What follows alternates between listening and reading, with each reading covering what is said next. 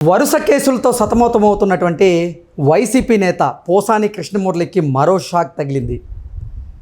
జగన్మోహన్ రెడ్డి ముఖ్యమంత్రిగా ఉన్న సమయంలో వైసీపీ నేత అయినటువంటి పోసాని కృష్ణమురళి గారు జగన్మోహన్ రెడ్డి అండదండలతో నాకు ఉద్యోగాన్ని ఇప్పిస్తానంటూ నా దగ్గర నుంచి 9 లక్షల రూపాయలు దండుకున్నారు, తరువాత నన్ను మోసం చేశారు అంటూ కె సత్యనారాయణ శెట్టి అనేటువంటి వ్యక్తి ఆంధ్రప్రదేశ్లోని తెలుగుదేశం పార్టీ కేంద్ర కార్యాలయంలో నిన్న పోసాని కృష్ణమురళి మీద ఆరోపణలు చేస్తూ ఫిర్యాదు చేసినటువంటి నేపథ్యంలో ఈ అంశం మీద మనం పూర్తి స్థాయిలో విశ్లేషణ చేసుకుందాం. ప్రస్తుతం మనతో పాటున్నారు ప్రముఖ రాజకీయ విశ్లేషకులు, ప్రముఖ సీనియర్ జర్నలిస్ట్ దుర్గా వడ్లవాణి గారు. వారితో మాట్లాడుతాం.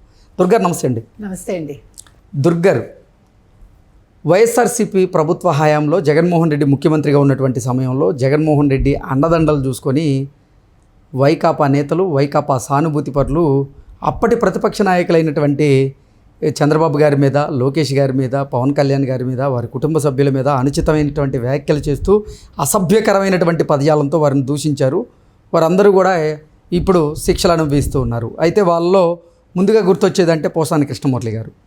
ఆయన మీద కూడా ఇప్పుడు పలు కేసులు నమోదైనవి. అంటే వరుస కేసులతో సతమతమవుతూ ఉన్నటువంటి పోసాని కృష్ణమురళికి మరో షాక్ అయితే తగిలింది. అదేంటి అంటే జగన్మోహన్ రెడ్డి ముఖ్యమంత్రిగా ఉన్న సమయంలో ఆయన అండదండలు చూసుకొని పోసాని కృష్ణమురళి నాకు ఉద్యోగాన్ని కల్పిస్తాను అంటూ మాయమాటలు చెప్పి నా దగ్గర నుంచి 9 లక్షల రూపాయలు దండుకున్నాడు అంటూ కె సత్యనారాయణ శెట్టి అనేటువంటి వ్యక్తి నిన్న తెలుగుదేశం పార్టీ కేంద్ర కార్యాలయంలో పోసాని మీద ఫిర్యాదు చేయడం జరిగింది. ఏంటి అసలు ఆ వార్తలో వాస్తవం ఉందా? అసలు పోసాని ఏం చేశారంటారు? ఏమండి, మూలిగే నక్క మీద తాటికాయ పడింది, అలా ఉంది. ఇది ఆల్రెడీ 17 కేసులతో సతమతం అవుతున్నారు పోసాని. ఇప్పుడు మళ్ళీ ఇంకొక రోజు ఎక్స్టెన్షన్ ఇచ్చారు అతనికి విచారణకి. వాళ్ళే నిన్న కోర్టు ఆదేశం ఇచ్చింది. ఎప్పుడు బయలు నుంచి బయటకు వద్దామా అనుకుంటున్నారు. వాళ్ళ లాయరు ఆ మధ్యన వాపోయాడు. ఆయన ఏమనంటే ఒక కేసు మీద బెయిల్ తీసుకొచ్చి ఆయన విడిపిద్దాం అనుకునే లోపు ఇంకో కేసు ఎక్కడో వేరే ఊర్లో నమోదవుతోంది. అక్కడ దానికెళ్ళి దాని మీద ఇంకా బెయిల్కి ట్రై చేసేలోపు ఇంకో చోట నమోదవుతుంది. ఇట్లా ఊరు తిప్పడమే పనిగా పెట్టుకున్నారు అని. ఇందులో ఎవడేం పెట్టుకున్నాడు? ఇప్పుడు మీకు గుర్తుందా కోడికత్తి శ్రీను కేసు? ఇప్పుడంటే బయటకు వచ్చాడు ఆయన, 5 ఏళ్ళు పాపం ఉన్నాడా జైల్లో.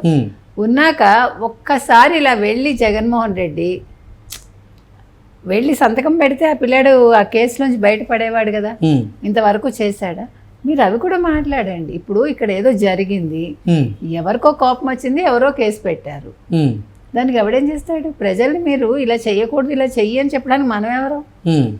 మీరు తిట్టే ముందు ఆలోచించుకోవాలి. మీరు మామూలుగా తిట్టారా? అదేంటో ఇంకా మరి ఆవేశం వచ్చేసి పూనకాలు వచ్చేసి ఇంకా ఏదో ఈయనకేదో అయిపోయినట్టు ఈయన ఇంట్లో వాళ్ళకి. పోసాని అలాగే మాట్లాడారుగా. సందేహం ఏమైనా ఉందా మనకి? ఇప్పుడు నేను అప్పుడు తెలియక మాట్లాడానంటే తెలియకపోవడం నువ్వు చిన్నపిల్లాడు. 70 ఏళ్ళు వచ్చాయంటున్నావు, 66 ఏళ్ళకే నువ్వు అంటే. ఎవడైనా సరేనండి, ఇది గుర్తుపెట్టుకోవాల్సింది ఏంటంటే ఇప్పుడు ఈవెన్ జనసేన, తెలుగుదేశం వాళ్ళు కూడా నేను చెప్తున్నా, ఈవెన్ బీజేపీ మాట తూలకూడదు. మనం చూసాం రేవంత్ రెడ్డి గారు ఈ మధ్యన మాట తూలారు అసెంబ్లీలో. మీరు ఎంత మనకి కష్టాలున్నా కష్టమే, ప్రభుత్వం నడపడం చిన్న విషయం కాదు. ముందు వచ్చిన ప్రభుత్వాలన్నీ కూడా ఇక్కడ తెలంగాణలో కావచ్చు, అక్కడ ఆంధ్రప్రదేశ్లో కావచ్చు, మొత్తం ఖయాస్ చేసి పడేసాయి, అప్పుల కుప్పలు చేసి పడేసాయి. మీకు తెలిసే మీరు హామీలు ఇచ్చారు, వచ్చారు. కాబట్టి ఎవ్వరూ కూడా సంయమనం కోల్పోకూడదు. ముఖ్యమంత్రి అనే అతను ఇప్పుడు చంద్రబాబు నాయుడు గారు ఎప్పుడైనా అలా మాట్లాడతారో? మాట్లాడరు. రేవంత్ రెడ్డి కూడా అలా మాట్లాడరు. ఎందుకు మాట్లాడారో మనకు తెలియదు. జర్నలిస్టుల్ని మాట్లాడారు, అంటే ప్రభుత్వ ఉద్యోగులకు కూడా మీకు జీతాలు ఇవ్వడమే ఎక్కువ అన్నట్టు మాట్లాడారు ఆయన. He should not behave like that. అది ఎందుకంటే ఆయన ఒక స్టేచర్ ఉండే మనిషి. రేవంత్ రెడ్డి కూడా ఇప్పుడు ఒక ముఖ్యమంత్రి స్థాయి మనిషి కదా. ఆయన మాట్లాడే ముందు ఆలోచించుకోవాలి. ఎవరైనా సరేనండి. ఇప్పుడు తెలుగుదేశం వాళ్ళు కూడా మాకు కోపం వచ్చేసింది, మేము జగన్మోహన్ రెడ్డిని తిట్టేస్తాం, లేకపోతే వైసీపీ వాళ్ళని తిడతామంటే జాగ్రత్త పడాలి. ఎందుకంటే 29 తర్వాత ఎవరు వస్తారు? 29లో ఎవరికి తెలుసు?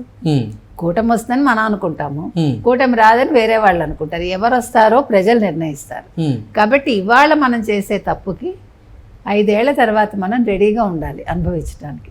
కాబట్టి నాకు నిన్న వాళ్ళు తప్పు చేశారు కాబట్టి నేను తిడతాను. రాజకీయాల్లో ఉండి రాజకీయ నాయకులు రాజకీయ పరమైనటువంటి విమర్శలు చేయడంలో తప్పు లేదు, కానీ వ్యక్తిగత విమర్శలు, వ్యక్తిత్వ హననం చేసేలాగా విమర్శలు చేయడం మాత్రం సరైంది కాదు కదా అసలు.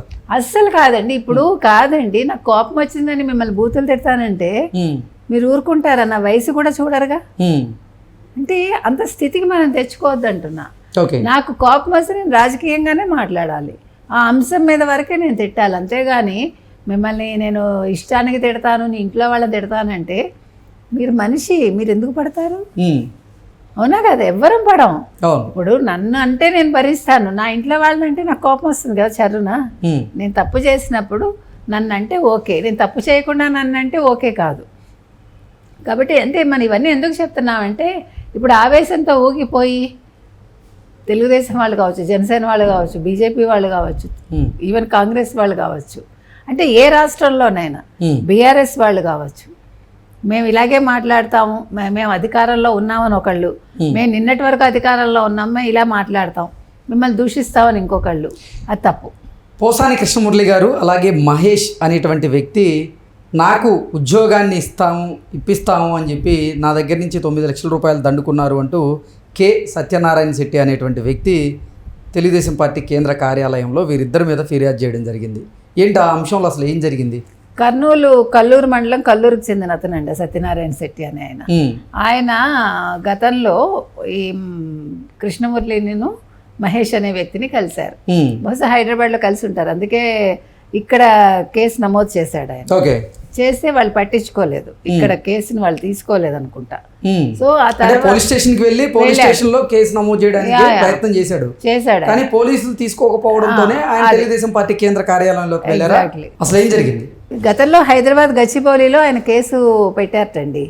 పెడితే దాని మీద పోలీసులు ఏం చర్యలు తీసుకోవాలా, ఎందుకంటే అప్పుడు ఇక్కడ బీఆర్ఎస్ ఉంది, అక్కడ వైసీపీ ఉంది కదా, రెండు అనుకూల పార్టీలు వాళ్ళు, అంటే ఒకళ్ళకొకళ్ళు. సో ఇప్పుడు వీళ్ళు వినతులు స్వీకరిస్తున్నారు కాబట్టి ఆయన వెళ్ళి నిన్న మంగళగిరికి వెళ్ళి ఆయన వినతి పత్రం ఇచ్చారు, ఇట్లా నాకు అన్యాయం జరిగింది అని పోసాని కృష్ణమురళి మీద కేసు నమోదు చేశాడు, మహేష్ అనే వ్యక్తి మీద. ఈయన సత్యనారాయణ శెట్టి ఈయన పేరు, ఈయనకి ఏదో ఉద్యోగం ఇప్పిస్తానని వాళ్ళు చెప్పారట. అయితే వాళ్ళు ఇప్పించలేదు, ఈయన మళ్ళీ ఇంటికి వెళ్ళడానికి మొహం చెల్లక గుంటూరులో కూలీనాలి చేసుకుని బతుకుతున్నాడు. ఎంత కష్టం చూడండి. సో అందుకని ఇప్పుడు వీళ్ళు ఏదో నాకు న్యాయం చేస్తారు, కూటమి ప్రభుత్వం వచ్చింది అని చెప్పి ఈయన ఇవాళ ఫిర్యాదు ఇవ్వడం జరిగింది. అంటే పోసాని కృష్ణమురళి మనకి తిట్టడం వరకే తెలుసు, ఒక సైడ్ తెలుసు, the other side of coin ఇది. సో దీంట్లో న్యాయాలు పోలీసులు విచారించి సత్యనారాయణ శెట్టికి మనం న్యాయం చేయాలని కోరుతున్నాం. అంటే ఆయన 9 లక్షలు ఆయనకి ఇప్పించాలి, వడ్డీ ఇచ్చినా ఇవ్వకపోయినా ముందు అసలైనా ఇస్తే తర్వాత పోసాని కృష్ణమురళికి శిక్ష వేస్తారా లేదా అనేది న్యాయస్థానం చూస్తుంది. కె సత్యనారాయణ శెట్టికి, పోసానికి, అలాగే ఆ మహేష్ అనేటువంటి వ్యక్తికి ఎలా పరిచయం అయింది అనేది చెప్పాడు? మనకేం చెప్పలేదండి. బహుశా అంటే ఇప్పుడు సినిమా వాళ్ళు, ఈ మహేష్ అనే వ్యక్తి మరి వాళ్ళ ఊరివాడ ఏంటి మనకు తెలియదు. కృష్ణమురళి అయితే కర్నూలు సైడ్ కాదనుకోండి, కృష్ణా జిల్లా అతను. సో మరి ఏదైనా త్రూ సంబడి ఈయన వెళ్ళి ఉంటాడు, అది వెళ్ళాక నమ్మి ఉంటాడు, ఎందుకంటే కృష్ణమురళి అప్పుడు చాలా ఫామ్ లో ఉన్నాడు కదా. ఈ మహేష్ ఎవరో మనకు తెలియదు, మహేష్ కూడా అతనితో పాటు ఉన్నాడు కాబట్టి నమ్మి ఇచ్చి ఉండొచ్చు, ఏముంది అందులో. ఇప్పుడు మనకి పోగాలని దాపరిస్తే ఏదో చెప్తారు కదా, అట్లాగా డబ్బులు పోయే యోగం వస్తే అందరినీ నమ్ముతాం మనం, పోగొట్టుకున్నాక మనకి అప్పటికి అర్థం అవుతుంది అంతా. Okay madam, thank you so much. Thank you.